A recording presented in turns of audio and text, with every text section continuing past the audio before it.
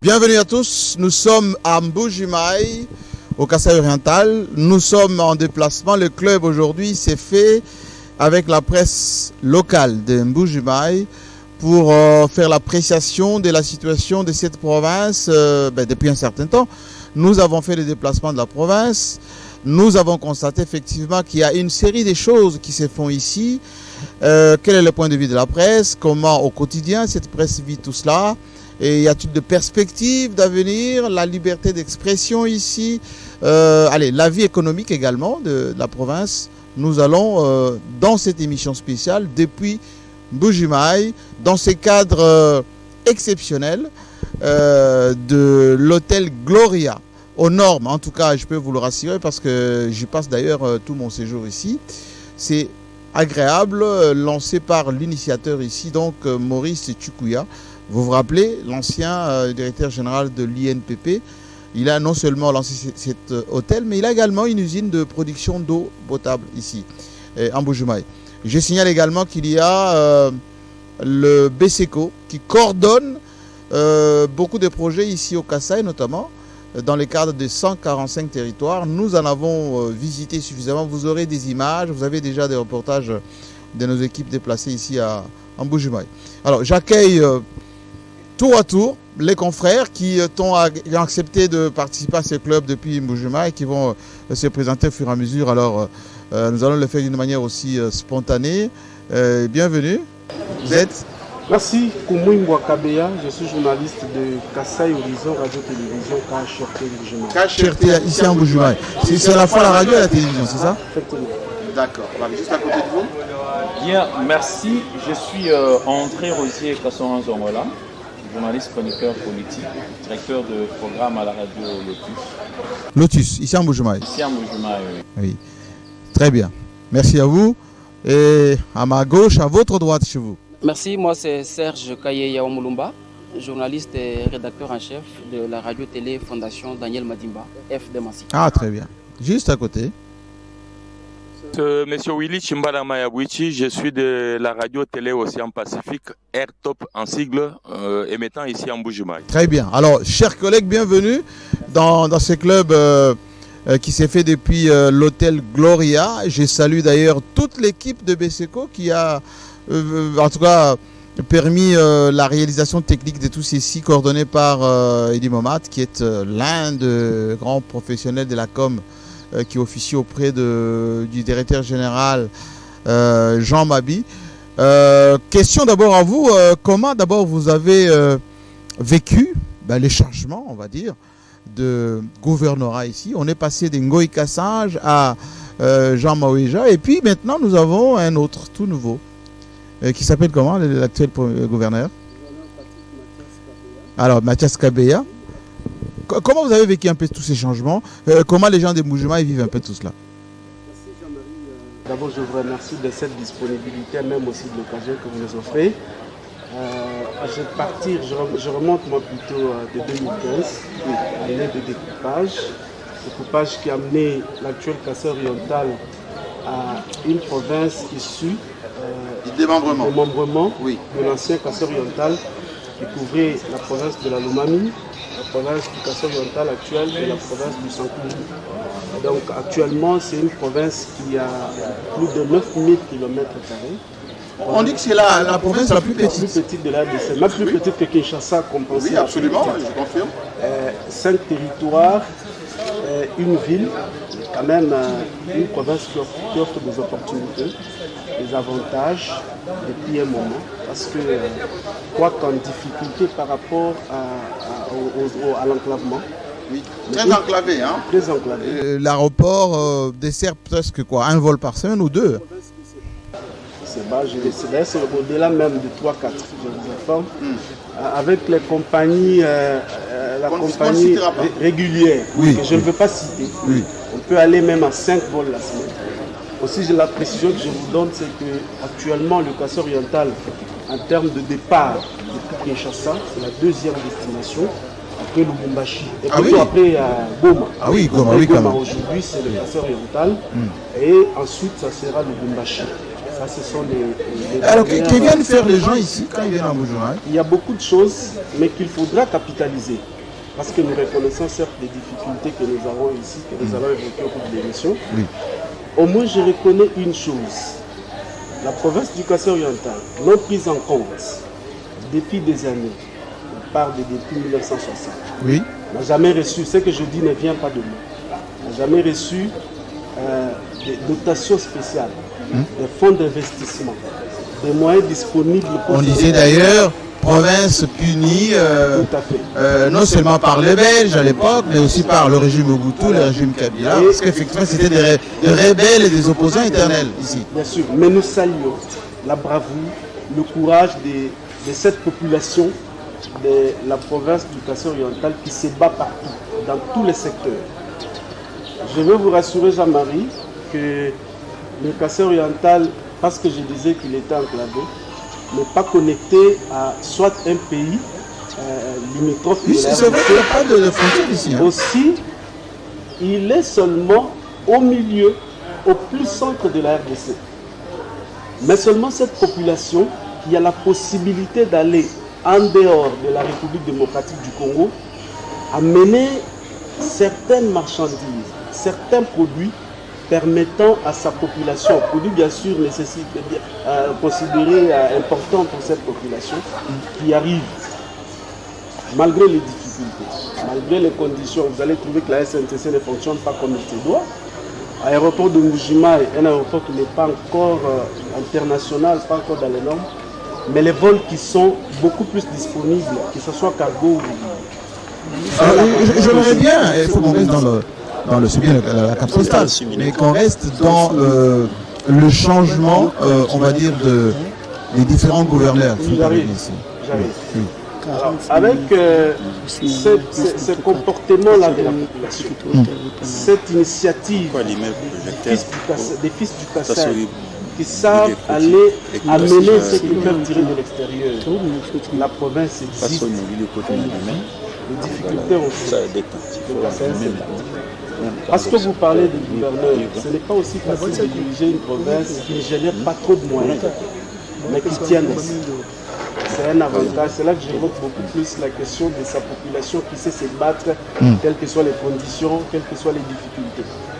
Alors, parce que vous voulez qu'on revienne au gouverneur, j'étais en train de... Qui est le plus marqué ici comme gouverneur? En tout cas, c'est difficile de le dire à mon niveau, mais je sais que ce sont les gouverneurs qui se sont succédés. Chacun marqué de son empreinte. Voilà. Mais merci, il faut que la parole tourne. J'aimerais bien de ce côté, confrère qui Serge, par rapport à cette province. Je vais vous poser une question beaucoup plus directe. Pourquoi le jeune du Kassai fuit les Kassai pour d'autres provinces, notamment les Katanga? Quand vous arrivez en Mbuji-Mayi, vous en avez suffisamment qui sont là-bas. Pourquoi fuit-il? Certainement, vous allez me parler du chômage, certainement, vous allez me parler de manque d'opportunités, mais est-ce que c'est la raison principale? Merci Jean-Marie. Vous avez posé la question à entre-temps. Vous avez posé la question et entre-temps, vous répondez à la même question que vous me posez. Oui. La fuite du cerveau que vous constatez, dont presque toutes les langues parlent dans la province du Kassai oriental, est justifiée. Les raisons sont diversifiées. Vous en avez parlé une. Vous avez évoqué une raison tout à l'heure. Vous savez, parce qu'il faut se focaliser sur la jeunesse. Vous avez mis au monde un enfant, vous l'avez envoyé à l'école. Après les 6 ans du primaire, l'enfant prend l'étape du secondaire. Après, c'est l'université. Mais au-delà de cette université, cet enfant s'attend à quoi?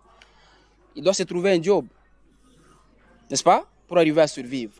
Mais dans la province du Kassai oriental, nous avons des licenciés, nous avons des gradués, nous avons des masters qui chôment, dont les diplômes chôment dans les tiroirs, ils n'ont pas d'emploi. Mais vous allez dire à celui-là qui a passé plus de 10 ans sur le banc de l'université, il a son diplôme, il en a autant peut-être 2, 3, mais qui n'arrive pas à se trouver Mais c'est une situation générale de la RDC. Vous allez dans le Bandundu, vous trouvez la même chose. Vous allez même à Kinshasa, vous trouvez la même chose. Oui, mais ce n'est pas pour autant qu'il y a autant d'exodes ruraux, par exemple, Tout à fait, d'exodes massifs d'ailleurs.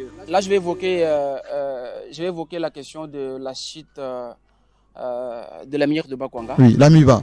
L'unique société qu'on avait ici. L'AMIBA qui regorgeait des milliers de travailleurs. Aujourd'hui, même parmi les travailleurs de l'AMIBA, il y en a qui ont fui la province. Après la chute, bien sûr, de l'AMIBA, non encore officialisée. Mais lorsque les gens qui habitaient ici, qui vivaient ici suffisamment, arrivent à fuir la province, mais vous n'avez qu'à voir. Vous atterrissez sur l'aéroport de Mbuji-Mayi. Le premier réflexe que vous avez, c'est la mendicité. C'est plus prononcé ici la mendicité? Non, mais arrivé à l'aéroport, oui, juste à l'entrée de la ville de Mbuji-Mayi, vous quittez l'aéroport pour accéder sur la ville, presque tout le monde que vous croisez a la main tendue vers vous. Voyez-vous? Ceux qui sont dans les business personnels, dans le secteur privé, le capital qu'ils détiennent pose problème par rapport à leur croissance. Il y a la fiscalité qui s'impose, mais il y a le bénéfice qui pose aussi problème parce que vous avez un capital de $100 par exemple, c'est une moyenne que je prends. Face à ce capital de $100, il y a la fiscalité qui s'impose, il faut payer. Il y a les loyers aussi du dépôt que vous louez sur le marché pour les privés qu'il faut payer. Il y a même la charge de votre famille propre qu'il faut supporter. Vous trouvez que ça ne va pas aller. C'est ainsi que vous voyez d'autres personnes qui, devant cette réalité-là, se disent, mais pourquoi traverser Mais est-ce qu'on y trouve facilement la solution? On va revenir un peu à l'actualité parce que c'est 145 territoires d'abord. Qu'est-ce que ça va changer? Et avec ces centres de santé, avec ces écoles qu'on est en train d'installer ici, parce qu'on a également dit qu'il y a moins de formations ici depuis 1980. Avec le boom du diamant, les jeunes Kassaïens ne vont pas à l'école, le niveau est très bas, tout ceci pose problème. Confrère, question directe.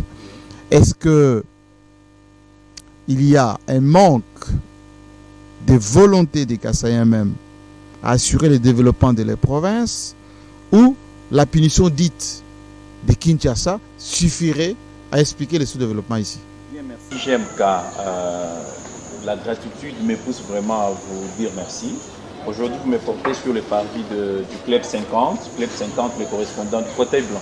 Absolument. Merci. Absolument. C'est l'émission la plus regardée. Absolument. Donc celle-ci sera suivie dans le monde entier, naturellement. Tout à fait, merci. Alors, j'aimerais bien répondre directement à la question, poser aussi le problème. Si hier c'était une punition, aujourd'hui, est-ce que nous pouvons parler de la punition? Moi, je dis non. C'est une punition. Alors, je voudrais d'abord répondre à la question qui a été posée peut-être au confrère Serge. Bien sûr, il n'y a pas beaucoup de formations au Kassai oriental, mais la province du Kassai oriental a beaucoup de formés. Il a beaucoup déformé. Si localement il n'y a pas eu beaucoup de formation, mais ils se sont formés ailleurs. Le peuple kassaïen, c'était un peuple vraiment très combattant, très actif. Le Kassaïen lui-même est très actif. Quand vous parlez peut-être de l'exode, moi je dis qu'il ne s'agit pas de l'exode, plutôt de le fait d'éviter le mimétisme. Alors ne pas vraiment vivre là où on est né, là où on a grandi, peut-être. Le Kassaïen veut beaucoup plus découvrir. Et là où il va en dehors de chez soi... C'est pas curiosité, c'est par l'envie d'aller chercher meilleur. Non, pas ailleurs. Meilleur, plutôt découvrir. Au-delà de ce qu'il a découvert, au-delà de ce qu'il a vécu là où il est. Alors quand on parle de l'exode, moi je ne crois pas parce que c'est dès l'origine. On va vous envoyer des images des Kassaïens dans les trains qui vont vers les Katanga. Et nous allons aussi... Et il y en a suffisamment. Au lieu que, en fait, pour que je sois convaincu, il faut qu'il y ait des mentions sur leur front. Kassaïens. Ce sont des Kassaïens. Ce sont des Kassaïens. Mais si ce sont les trains qui viennent du Kassaï, forcément. Et nous aussi, nous avons aussi riposté pour donner sur des images de nos confrères d'autres provinces, pas de confrères, plutôt nos compatriotes d'autres provinces qui viennent dans la province du Kassaï. Nous en avons ici du Grand Kivu, qui sont ici en Mbuji-Mayi. Ah bon? 30, 20 ans, ils ont construit. Ah oui, dans le temps. Pas dans le temps. Quand l'AMIBA fonctionnait bien. Quand nous les avons ici. La province du Kassai oriental a des problèmes aussi liés vraiment à sa situation géographique. Vous avez tant évoqué cela. Avant et aujourd'hui, avant du temps des 11 provinces, la province était toujours enclavée. Du temps des 26 provinces, la seule province qui soit, je peux vraiment moi la qualifier du nœud cordien, au cœur vraiment de l'Afrique même, au cœur de l'Afrique. Alors quand on est enclavé, il y a des difficultés. L'enclavement peut être politique aussi, économique, social. Sur le plan économique, un seul aéroport dans une seule ville de Mbuji-Mayi, si sur la voie terrestre, il faut transiter dans d'autres provinces pour arriver en Zambie, pour arriver en Tanzanie, pour arriver en Angola, pour arriver. Alors aujourd'hui, hier c'était une punition, c'est-à-dire qu'on nous punissait. Alors excusez-moi, c'est la question. Parce que les Kassaïens expliquent que nous sommes moins développés que les Katanga, moins développés que le Nord Kivu, que Kinshasa par exemple, parce qu'effectivement on ne nous aimait pas. Et aujourd'hui vous avez la chance d'avoir un président, allez je mets ici entre guillemets, ressortissant du Kasaï. Enfin de chez moi là-bas, là où j'ai été aujourd'hui, vers Kabeya Kamwanga, vers Miabi et tout ça, il y a des Moupompa, Félix Tshisekedi. Est-ce que en 4 ans, cet esprit de punition a changé? C'est ce que je disais, hein. Vous savez, quand on parle souvent ramener tout un président de la République sur une base régionale. Chacun est fief. Absolument. Chacun est fief. Il ne faut pas trouver l'excuse de dire parce qu'il est président de la République, il n'a pas un chez lui. Le chez lui, c'est ici. Il est le président de tous les Congolais. Oui. Je m'en vais un peu prendre l'aspect de la punition. Oui.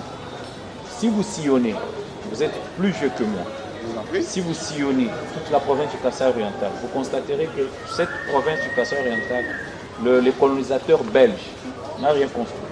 Oui, absolument. La seule bâtisse que nous avons, la cathédrale des Bonzola, c'est l'Amiba qui a construit. Si l'Amiba construit la cathédrale, et vous constaterez c'est toujours à une distance de 30 km. Pourquoi? Parce que la province du Kasaï oriental, généralement, particulièrement la ville de Mbuji-Mayi, était considérée comme une zone minière. C'est-à-dire l'homme blanc, dans son imaginaire collectif, dans son plan, n'avait prévu que exploiter la province, exploiter cette sphère de la ville de Mbuji-Mayi. C'est ainsi que vous constatez Félix Antoine Tshisekedi. Stop par là. Merci. Je vais maintenant poser la question aux confrères. Alors, se congratuler comme vous êtes en train de le faire. C'est que nous suivons dit oui, mais les Kassaïens se congratulent, mais c'est la province la moins développée. Ensuite, ils ont eu le pouvoir et ils n'ont pas pu développer suffisamment chez eux. Ils ont eu des projets qu'ils ont sabotés eux-mêmes. Alors, question directe. Est-ce que l'ennemi du Kassaïen est... Merci beaucoup, Jean-Marie Kassamba, de cette opportunité. L'ennemi du Kassaïen, ce n'est pas le Kassaïen lui-même. Oui. On vient de le vivre avec ceux qui ont saboté les projets ici. Le président de la République était même très énervé. Sincèrement, oui. Je vais vous répondre. Mais je dirais qu'il y a eu un document en 1997. Le plan diabolique pour déstabiliser les Kasaï. Un document. Un document. Ok. Signé par les Congolais katangais, basé en Mbuji-Mayi. Et à la tête, quelques-uns de l'Amiba. Les gens de l'Amiba? Les dirigeants de l'Amiba. Si vous maintenez les Kassaïens dans cette position, avec cette richesse, ils vont financer notre ennemi commun. Qui est-il? Étienne Tshisekedi Mulumba. Ah, c'est-à-dire que le sabotage du Kasaï était dû à la mise sur tutelle d'Étienne Tshisekedi. Oui. Ce document a été signé par 4 Congolais katangais. Qu'on ne cite pas ici. Qu'on ne peut pas citer. Oui. C'est ainsi qu'on a commencé à cesser l'Amiba avec l'effort de guerre. C'est l'unique entreprise, l'unique qui a financé la guerre. La guerre. En se détruisant elle-même. Ensuite, il y a eu les pillages.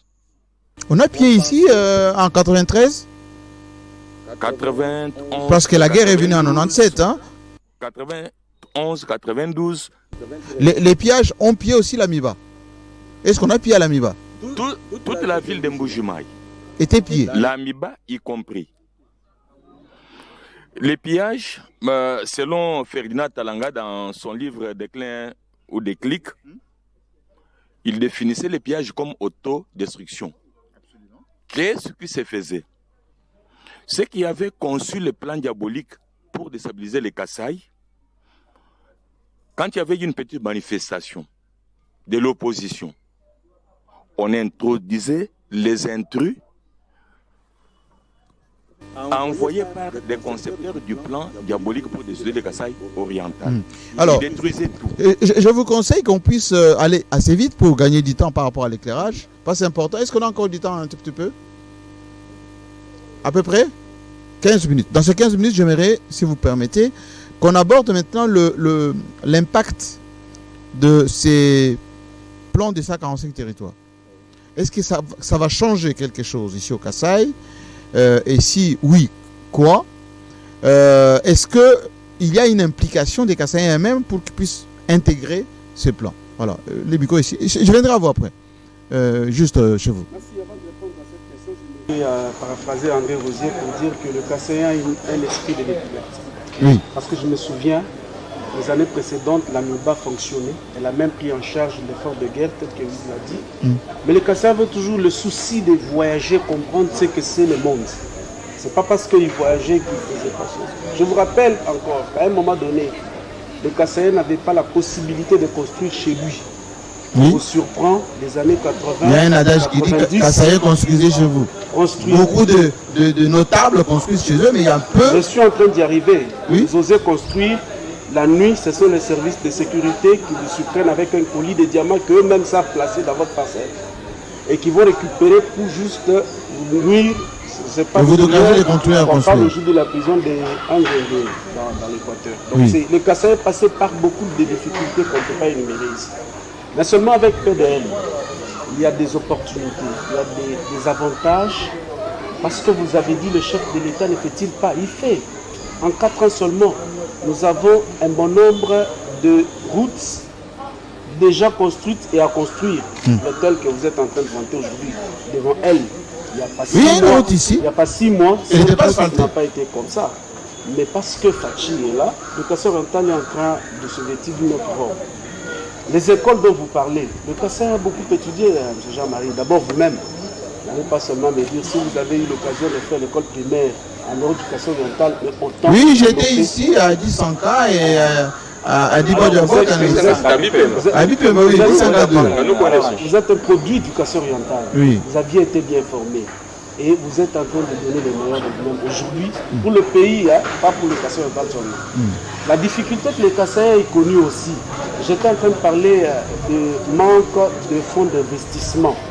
Mais la caisse de péréquation dont on a parlé de la Constitution, Qui commence à fonctionner. elle n'a même pas encore suffisamment fonctionné. Les provinces fonctionnent avec les frais de rétrocession, mais qui ne sont même pas réguliers. Au moins, dans ces conditions-là, les Kassaïens savent se battre, apporter un plus à cette province que vous êtes en train de voir aujourd'hui. Est-ce que la population intègre ces PDL avec Mais enthousiasme?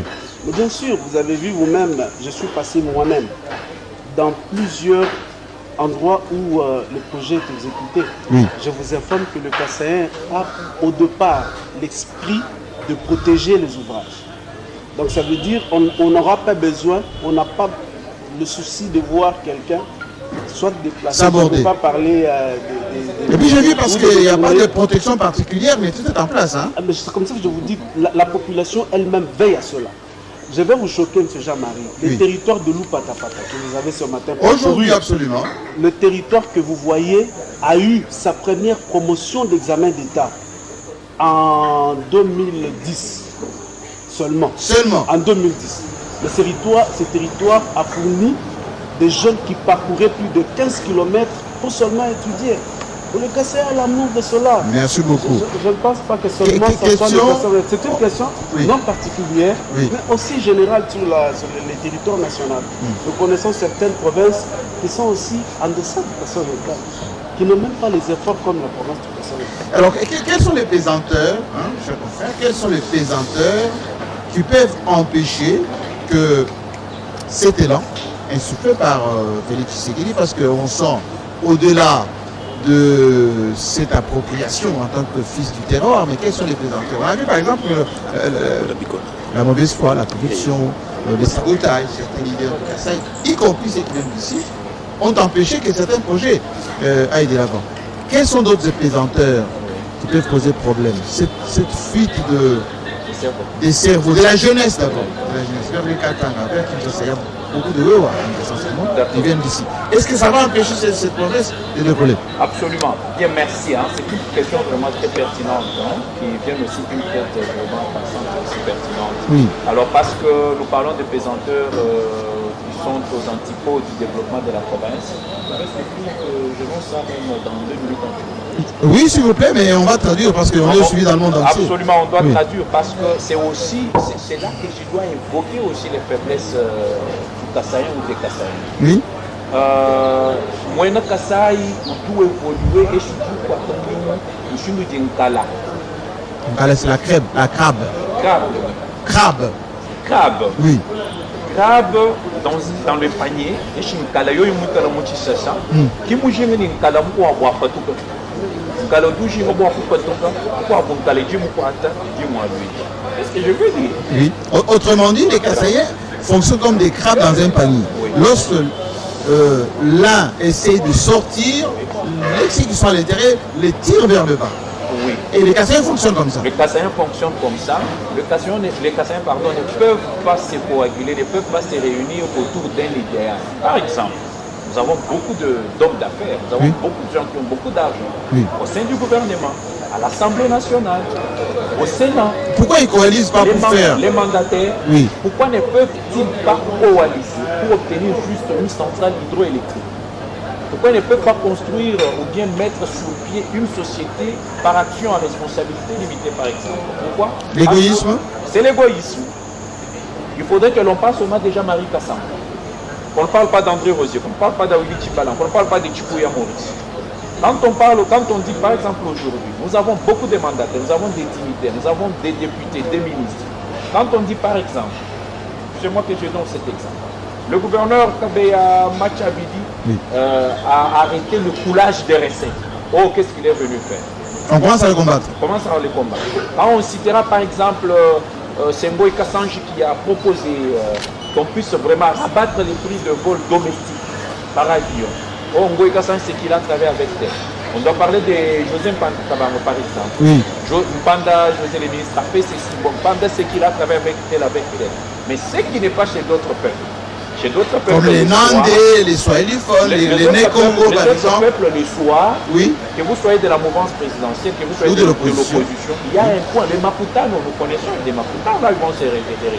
Oui. Aujourd'hui, excusez-moi parce que je vois, vous êtes en train de me tourner les dos vers votre confrère. Absolument, parce qu'on est presque dans une émission. C'est quoi sous l'initiative du chef de l'État? Oui. Puis moi, je jette toujours des fleurs. Je ne lui jette pas des fleurs, plutôt je lui donne des fleurs, à mon sens. Avec BCPO, les ALE, les PMB, nous aurons 14 centres de santé. Nous aurons 18 écoles primaires. Nous aurons 16 centres de santé. 5 bâtiments. C'est ce que nous disons que c'est un développement. Le développement ne commence pas par la tête. Ce n'est pas par la tête, ça doit être par les pieds. Et on doit décourager les politiciens. Si aujourd'hui un député national a à la fin du mois $1 800 et qu'un enseignant au village a $2 000, vous serez combattu, hein? Non, vous avez lancé là une idée qui va être combattue. Pour que la RDC connaisse son essor, on doit décourager la vie facile d'un politicien aujourd'hui élu député, aujourd'hui nommé ministre. Il roule carrosse, il construit tel part, mais ses amis avec qui il a vécu, qui restent dans ce même état-là, état piteux. Alors vous constaterez que même pour l'agriculture, aujourd'hui lui est élu député, il doit avoir la vie facile. Moi qui suis resté dans des travaux champêtres, vraiment je dois envier la politique. Merci beaucoup. Alors, on tend vers la fin de cette émission parce que vous savez, en télévision, on est très concis. Aujourd'hui, s'il y avait un message pour les Kassaïens de la diaspora, ça partir au-delà de la province, même à l'étranger, ça serait quoi? Vous vivez ici au jour le jour. On vous dit il y a la misère là-bas, il n'y a pas la conscience là-bas, ils ne travaillent pas beaucoup là-bas, ils fuient. C'est quoi le message que vous avez pour eux? Donnez-moi 30 secondes. Je voulais juste compléter quelque chose. Nous pouvons développer la province Kassaï-Orientale comment? Aussi longtemps que nos députés nationaux ne se parlent plus. Ils sont chamaillés, il y en a qui se parlent, il y en a qui ne se parlent pas. Quand est-ce qu'ils peuvent se concerter pour parler développement du Kassaï oriental? La mandature ici, issu d'ici, voté ici, élu du Kasaï oriental qui siègent à Kinshasa, il y en a qui se boudent, il y en a qui ne se parlent pas. Comment peuvent-ils se concerter pour parler de développement du Kasaï oriental? Pour arriver à votre question, oui. Mon message c'est lequel? Kasaïens, venez construire chez vous. C'est ça mon message. C'est entendu. Est-ce que vous direz la même chose? La même chose, je voudrais ajouter quelque chose. Le Kasaï oriental reste une province où, lorsque vous retrouvez par exemple dans une zone minière, je prends l'exemple terre à terre, la cité de Boko-Hachimouna par exemple, oui. Une cité qui a parlé beaucoup d'elle, du point de vue minier. Oui. Il y a beaucoup de diamants sortis de Boko-Hachimouna. Oui. Mais allez sur Boko-Hachimouna aujourd'hui. Combien de maisons à tôle? Misère noire. On produit du diamant à Boko-Hachimouna, mais on va construire ailleurs. On produit du diamant à Lomouela, on construit ailleurs. Mais pourquoi quand on produit le diamant qui vient du sol de Lomouela, qui vient du sol de Boko-Hachimouna, qui vient du sol de la mine grecque dans le Kasaï oriental, on ne construit pas là-bas avec les fonds qui reviennent de ce diamant-là, mais on va construire ailleurs. Est-ce que Fachi est aimé ici? Beaucoup aimé. Pour franchement, là, il ne faut même pas parler de l'amour. Il est beaucoup aimé, apprécié. Merci beaucoup. Alors, mention particulière à Edgar Tshubangou Moussenga, qui est le ministre ITPR, qui nous a un peu aidé pour parcourir tous les chantiers ici. Il y a eu quelques autres ministres qui nous ont rejoints, notamment celui des Finances et celui de la Santé aussi, de la Sécurité, qui est avec nous également. On fera une émission spéciale avec le gouverneur et le président de l'Assemblée provinciale. Cette émission, vous l'aurez en diffusion quasiment tout ce week-end jusqu'à lundi. Vous comprendrez volontiers que nous ferons beaucoup de reportages ici depuis Mbuji-Mayi et que naturellement, mon édito, les dessous des cartes, vous les aurez dès mardi prochain à Kinshasa. Bonne soirée chez vous, à très bientôt.